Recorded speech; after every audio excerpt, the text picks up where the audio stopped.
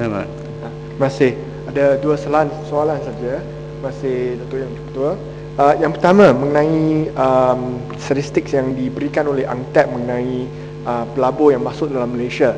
Tetapi antara satu statistik yang agak menakutkan sedikit, walaupun kita adalah keadaan ekonomi yang tidak baik pada masa ini, semua negara di kawasan ini semua pelaburan menurun. Tapi satu angka yang meningkat bagi Malaysia berbanding dengan negara-negara yang lain adalah pelaburan yang keluar daripada Malaysia, the investment outflow.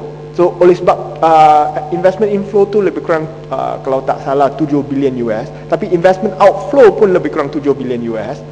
Ia menyebabkan the net inflow bagi Malaysia adalah lebih kurang kosong ataupun sedikit negatif. So adakah kementerian telah pun membuat kajian mengapa ada investment outflow yang sebesar begini, dan apakah langkah yang untuk mengatasi masalah ini? Itu soalan yang pertama. Dan kami nak tahu bagi tahun ini dan tahun depan, apakah sasaran foreign direct investment untuk masuk ke Malaysia yang akan diusahakan oleh Kementerian MITI. Terima kasih. Terima kasih Yang Berhormat. Kenyataan yang pertama itu tadi memang saya terima betul lah, oleh kerana dari statistik yang kita ada setakat ini, kita nampak kalau Malaysia inflow kita ada 8 tahun 2008 ni tadi 8,053 USD million, tapi outflow yang keluar itu 14,059 USD million. Ini memang nampak lebih besar, mungkin 6 bilion lebih besar dari inflow kita. Jadi walaupun demikian, kita kerjaan memang juga dalam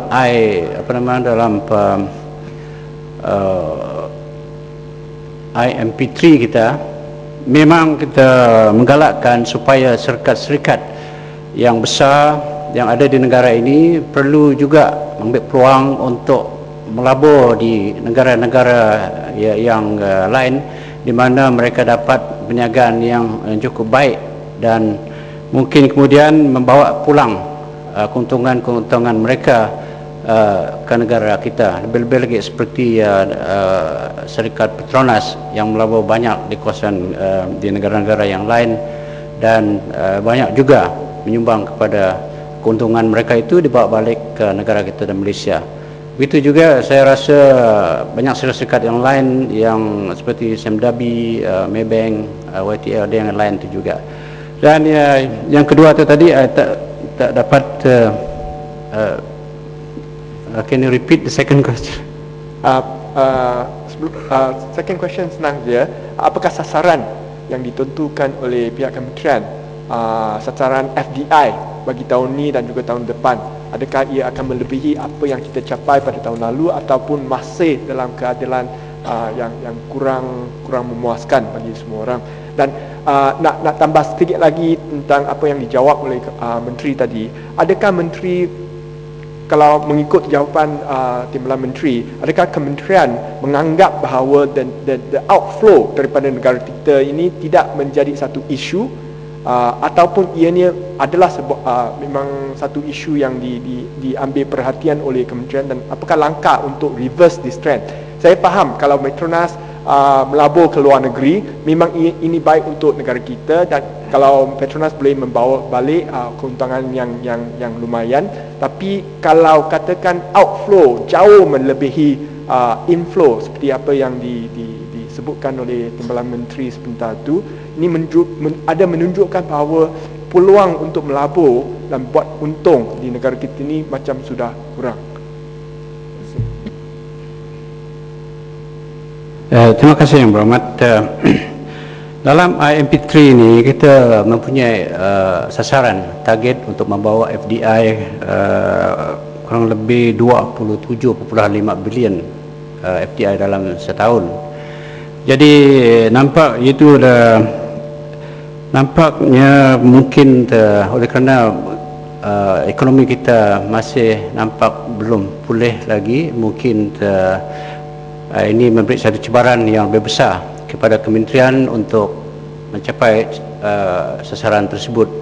Walaupun demikian, saya rasa kita tidak beberapa khawatir atas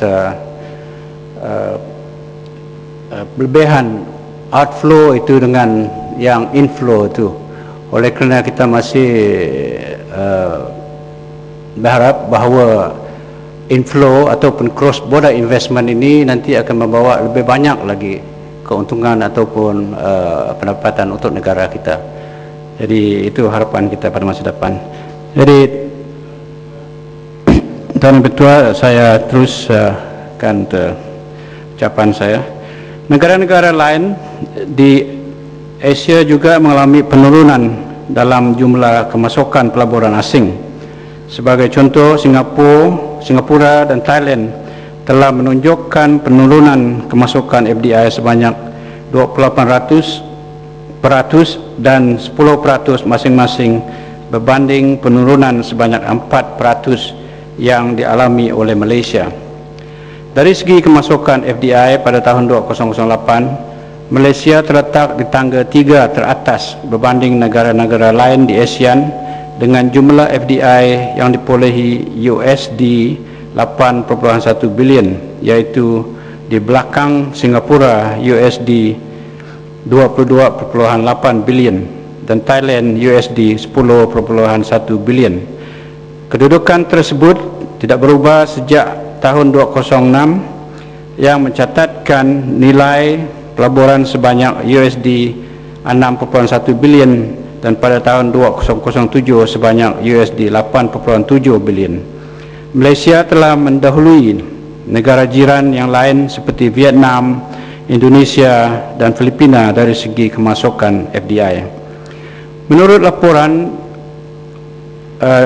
WIR 2009, kemasukan FDI secara keseluruhannya dijangka akan mula pulih kepada USD 1.4 trilion pada tahun 2010 dan meningkat kepada USD 1.8 trilion pada tahun 2011. Tuan Yang Dipertua, Yang Berhormat Dari Jasin ada menyarankan supaya kerajaan memberi insentif untuk menggalakkan syarikat Malaysia di luar negara membawa balik keuntungan untuk melabur semula dalam negara, dan Yang Berhormat Dari Bacok menyatakan kebimbangan beliau berkaitan risiko besar negara terhadap penggantungan kepada FDI dan ketidakstabilan pasaran luar yang menjejaskan ekspor dan FDI ke Malaysia. Untuk makluman yang ahli-ahli yang berhormat, bagi menggalakkan syarikat untuk membawa balik keuntungan ke Malaysia, pengecualian cukai diberikan ke atas keuntungan yang diperolehi dari luar negara oleh syarikat yang membawa balik keuntungan ke Malaysia. Pengecualian cukai ini tidak termasuk syarikat beroperasi di luar negara yang menjalankan perniagaan penerbangan atau perkapalan. Berhubung dengan kebimbangan Yang Berhormat mengenai penggantungan kepada FDI, kerajaan memang sedar akan kepentingan pelabur domestik.